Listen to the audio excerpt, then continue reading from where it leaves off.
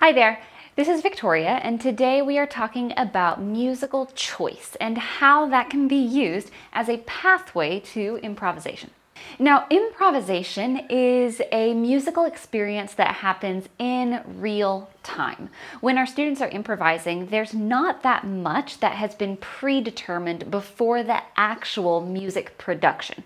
And what I mean by that is that even though there might be things predetermined in terms of the structure or the modality or the tempo, the actual choice of pitches and rhythms and phrasing and stylistic decisions are left up to the student. So this means that students are going to need a pretty internalized vocabulary and a pretty internalized skill set before they're ready to improvise on the spot. So when it comes to structured improvisation, sometimes we'll find that students aren't quite ready to apply their knowledge in a conscious way in improvisation. That doesn't mean that they can't do exploratory improvisation, that they can't do other types of creative processes. It just means for structured improvisation, they probably need to back up a few steps before they're ready to improvise.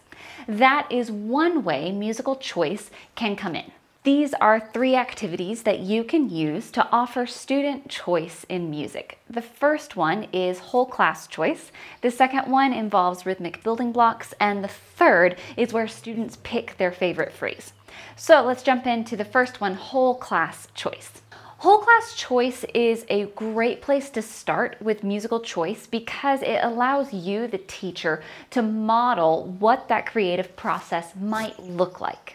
This is as simple as having the whole class vote on a change that they want to make in the musical material. So, for example, you might choose to change the form of the song. So if the song is in A-B form, you might choose to do A-A-B-B, or you might choose to do B and then A. Students can choose as a class how they want to dice up the form of a song they know really well. Also with form, you can do things like having the class repeat the chorus twice or 3 times. Students as a class can also decide things like if they want to repeat the whole song, or they could choose to mix up the phrases or sing the whole thing backwards. All of these are whole class choice when it comes to form. You could also apply whole class choice to things like words by having students replace some text in the song that you choose. So for example, in the song Kookaburra, they might choose instead of a kookaburra sits in the old gum tree, they might choose that an alligator sits in the old gum tree, or a jalapeno sits in the old gum tree. They can choose a word as a class to replace a word that you have chosen. You can also use whole class choice when it comes to accompaniment. So students can collectively come up with an ostinato based on the text of the song. From there, they could choose the kind of unpitched percussion that they want to play the ostinato. So woods or metals or shakers or scrapers or skins, they can make that choice. Or they could also choose phrases in the song to be sung as solos or to be sung as the whole class together. So whole class choice is a really great option for your students if they need a solid, structured framework for musical choice. This kind of approach has a good amount of teacher input and much less student individual input, which is not necessarily where we want students to end their creative process, but it is a really helpful starting place. These kind of parameters can make room for students to share their ideas with their classmates and practice listening and giving responses to their peers' ideas. From there, the same prompts could be used in small groups or even with individual students. The second type of musical choice is in the category of rhythmic building blocks. Now, if you have any background in the Orff Schulwerk philosophy, you are probably very familiar with rhythmic building blocks. Orff teachers use these all the time to give students creative agency over the materials. Rhythmic building blocks can be the anchor that some kids need when they are creating a new musical idea. They are valuable because the teacher has a lot of agency over the rhythms that are going to be used. The teacher gets to decide what words will go with the rhythms and the kinds of phrase lengths the students need to come up with. But other than that, the students have choice over how they're going to mix up those materials, some of the repetitions that they're going to use and things like that. Now, a lot of teachers choose to use improvisation at the end of a unit of study. So most of the time, a lot of teachers will choose not to use improvisation in the preparation phase. They're going to hold off on it until they get to the practice phase. And that approach makes a lot of sense to me. That said, there are some elements where I use improvisation before the practice phase if I think that students are ready to work with the material still in preparation.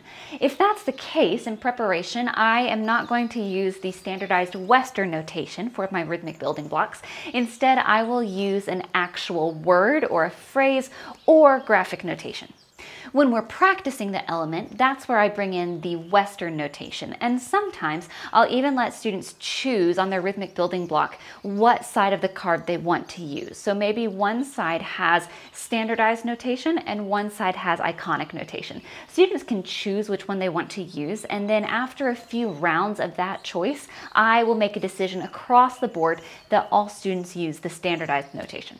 Now, when you have your phrases created that you want to use for your rhythmic building blocks, there are so many different ways that you can use this activity to aid student learning and to increase the agency they have over musical decisions. So once students have created their rhythmic phrase, you could have them perform it as a rondo with the song. You could use the rhythms as a B section. You could choose one phrase from the class and use it as an ostinato. You could also go on a museum walk, and this one's really fun. So students will put out their phrase, whatever they've created, and then you go on a museum walk around the room and look at everybody else's different rhythmic patterns. When students have a phrase that they like, they can transfer it to body percussion, or they could put it on unpitched percussion instruments. This kind of creative activity can tie into sight reading as well. So if the teacher chooses one phrase to clap, all of the students are going to look at their rhythm and try to see if the teacher's clapping their phrase. You can also have individual student groups clap their rhythm for the class and have the class recreate that group's rhythm. So lots of different options to use with rhythmic building blocks and musical choice. The last activity I just call pick your favorite phrase, and this is something that I use across so many different grade levels and with so many different musical concepts because of its simplicity and how much choice students have over the phrases they choose. For this activity, you will pick a song that your students enjoy and then come up with variations of the rhythm to clap as a B section. I like to use options that are pulled from the song itself because that gives students a context for the rhythm that they're about to play. And then from there, I can create different variations of those rhythms based off of that one phrase that I know students are going to be successful with. So for example, in the song Built My Lady a Fine Brick House, students can sing the song, play the game, but then after that they're going to turn to the board and choose one of three phrases to play. The first one could be takadimi ta, and that is pulled directly from the chorus of the song. Swing a lady up, down, swing a lady down. The second option could be takadimi ta, rest. And notice that between options 1 and option 2, these rhythms kind of fill in each other's gaps. So no matter what option students choose, it's going to sound complementary together. The third option might be tadi rest, tadi takadimi. And that one is going to be the most challenging because of the rest on beat 2 and also because of the lack of a natural cadence on beat 4. The options for 1 and 2 naturally slow down at the end of the phrase, which is normal. It's what students have come to expect.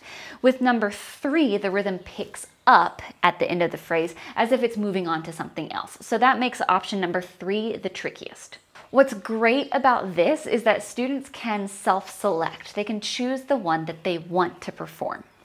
I will definitely encourage students to try all 3 options, and then after they've tried all 3, I can say, okay, go back and just pick your favorite one. Something important to note is that this is something I expect us to do kind of as a whole class, definitely as a whole class before I move to individual student performances. So we'll always do a whole class run through of each different option before students are asked to choose their own. And that just helps them get the flow of the activity. Now there's a second version of this activity that we can use to level up, and that involves improvisation. Even if your whole class is not ready to generate original musical material, you probably do have a few students who can handle it and find success and enjoy it. And so we want to make room for those students to explore as well. An easy way I found to do this is just to add a fourth option on the board that is completely blank. And in that fourth option, the students can create their own musical material. They can improvise that fourth choice. This is a great transitional activity to more fluid improvisation activities later. And at some point when students have had enough experience with the musical choice part of the activity, you can change the rules and have everyone improvise. So that's one way to scaffold from musical choice to on-the-spot improvisation. So these are three kind of categories that I like to think through when I am creating musical choice activities for my students. These activities are not replacements for improvisation at all, but they do offer students a great framework to build their creative decision-making muscles so that they're ready to explore in more structured improvisation activities later. There are so many ways to facilitate student choice and ownership and creativity without necessarily improvising. I hope that you've enjoyed this video. Thank you so much for watching and happy teaching.